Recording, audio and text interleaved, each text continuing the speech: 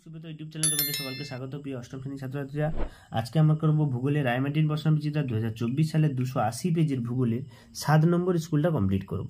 তো চলো কথা না বলে 7 নম্বর স্কুলে কি বলছে, একটা হচ্ছে পৃথিবীর ব্যাসার্ধ হলো কত? পৃথিবীর ব্যাসার্ধ কত? 6370 কিমি। পৃথিবীর গড় তাপমাত্রা কত? 15 ডিগ্রি সেলসিয়াস। আগের সেটিও ছিল। পৃথিবীর আনুমানিক বয়স কত? না 460 কোটি বছর। আনুমানিক বয়স কত? 460 কোটি বছর। কোন দেশকে বজ্রপাতের দেশ বলা হয়? এটা তোমরা জানো, ভুটানকে। কি উত্তর হবে? ভুটানকে। পরের প্রশ্ন দেখো, সার্কের সদর দপ্তর কোথায় অবস্থিত?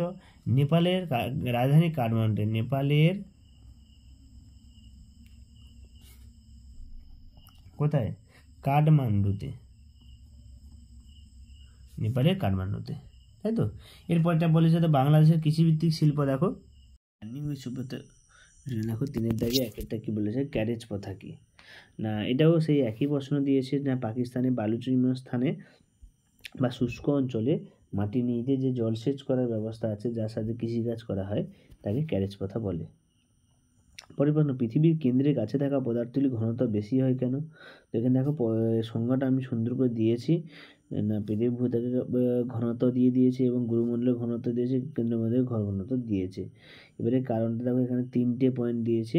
অত্যাধিক উত্তাপ সত্ত্বেও নিচের দিকে চাপ খুব বেশি হওয়ার জন্য উপাদানগুলি ঘন এবং স্থিতিস্থাপক অবস্থায় থাকে।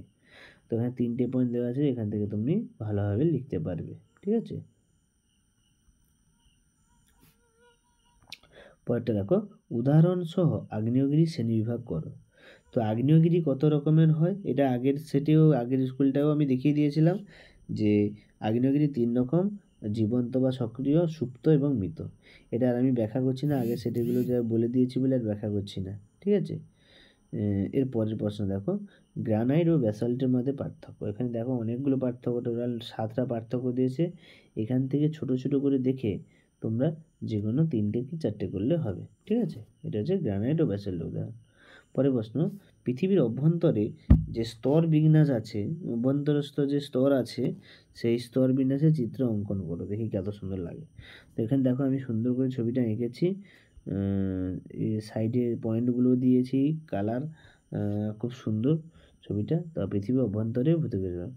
পরের প্রশ্ন দেখো, তাহলে এটা বুঝতে পারছো গুরুমণ্ডল, কেন্দ্রমণ্ডল, সব কিছু শিলামণ্ডল সব কিছু বোঝা যাচ্ছে। পরের প্রশ্ন কি বলেছে দেখো, রূপান্তরিত শিলার বৈশিষ্ট্যগুলি আলোচনা করো।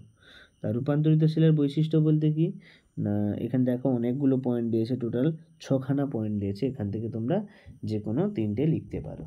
তো যারা এই ভিডিওটা দেখছো এবং তোমাদের বলিস প্রতিটা সাবজেক্টের বাংলা ইংরেজি বাদে প্রতিটা সাবজেক্টে ছাড়া আছে, তো তোমরা দেখে নেবে ওখান থেকে, ইউটিউব থেকে। আর সকলকে ধন্যবাদ, সবাই ভালো থাকবে, দেখা হচ্ছে পরের ভিডিওতে।